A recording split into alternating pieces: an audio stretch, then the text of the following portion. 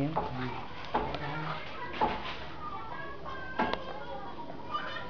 Tapos mo sa salas. Yan, pasiring. Yan ang agihan, pasiring sa kuyan, kwarto. Siring sa kwarto. Pagdating sa kwarto, yan. Nakul pang mga abobot sila GR dito. Yung kwarto mo, mahalawak yan, madilim laang. Yan yung kwarto mo. Yan yung kwarto dito sa baba. Tapos yan, may nakita kan papag. Ginawa yan ni tatay na gawa ng dalawang babaeng, si Mimi at saka si Ani. Yan ang magiging Catherine nilang dalawa. Tapos dito tayo sa kusina mo. Ayun, natabi. Yan ang pinakakusina mo. Pag inalis ito, ilalagay ito sa kwarto. Malawak kun ang salas mo. Ay ang kusina. Ito na ali na kita digdi iyo tabi. Pinali ko lang. Ayan, kusina yan. Yan magiging kusina mo. Lamisa.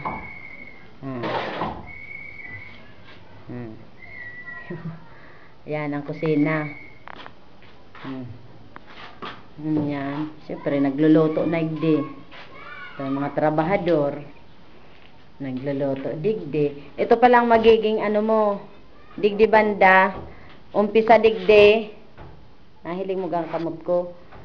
Kung digdi kayo ne, tanan dun yung lababo.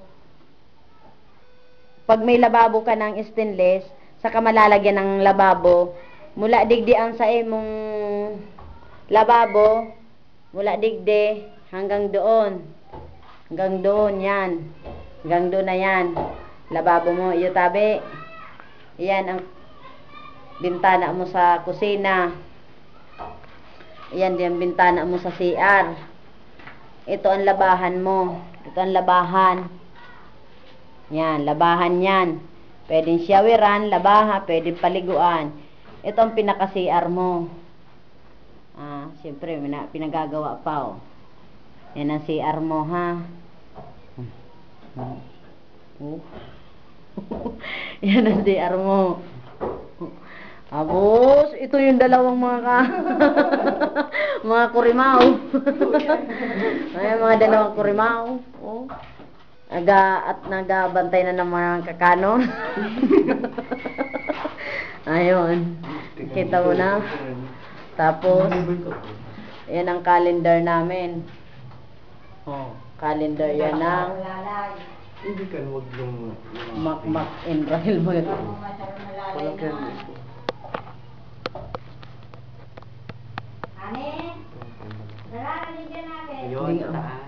Wag, mapamamatay yan. Yan. Yun na. Ito si nanay. Sa salas na yun. Tambay lang na. Ay na nga, isusustang ba? Ito mo.